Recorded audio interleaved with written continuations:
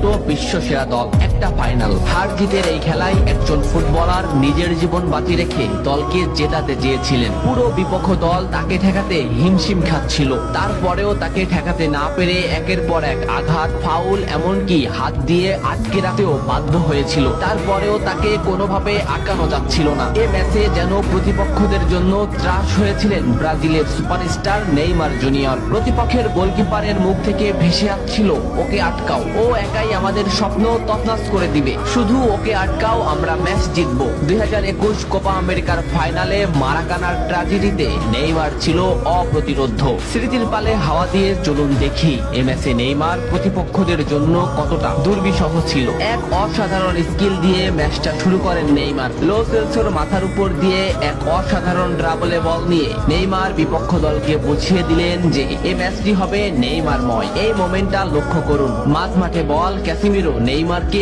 বল দিল। এই মোমেন্টে পিছন থেকে দি বল, সামনে থেকে আর্জেন্টিনার আরেকটি খেলোয়াড় সরাসরি নেইমারের পায়ে ট্যাকেল করলো। এভাবেই চলতে থাকে ম্যাচ। ম্যাচের 12 মিনিটে নেইমারের উপর যে আক্রমণ চলছে তার কিছুটা প্রমাণ মেলে। প্রতিপক্ষের খেলোয়াড়রা নেইমারের প্যান্টি ছিঁড়ে ফেলে, নেইমার সেটা রেফারিকে দেখায়। ম্যাচের 15 মিনিটে আবারও নেইমার বল নিয়ে সামনে আগাচ্ছে, কিন্তু আর্জেন্টিনার একটি খেলোয়াড় তাকে সরাসরি পায়ে ট্যাকেল করে, মাটিতে গড়িয়ে পড়েন তিনি। এত কিছু করেও নেইমারকে তারা আটকাতে পারছিল না। ম্যাচের এই মোমেন্টটা লক্ষ্য করুন, লেফট সাইড থেকে বল টেনে নিচ্ছে নেইমার। এই মোমেন্টে নেইমারকে ঘিরে আসছে প্রতিপক্ষের 4টি খেলোয়াড়। 2টি খেলোয়াড় সরাসরি নেইমারকে পায়ে ট্যাকেল দিলেন, মাটিতে পড়ে গেল নেইমার, কিন্তু নেইমার ঠিকই পাকুয়ে তাকে বল দিয়ে দিলেন। ডি বক্সের সামনে নেইমারের প্রশ্ন করেছিল, কোন ফুটবলারকে আটকাতে তোমার সব থেকে বেশি কষ্ট হয়েছে? ডিপল নিঃশ্বাস নেওয়ার আগেই বললেন নেইমার। কোপা আমেরিকার ফাইনালে নেইমার ছিল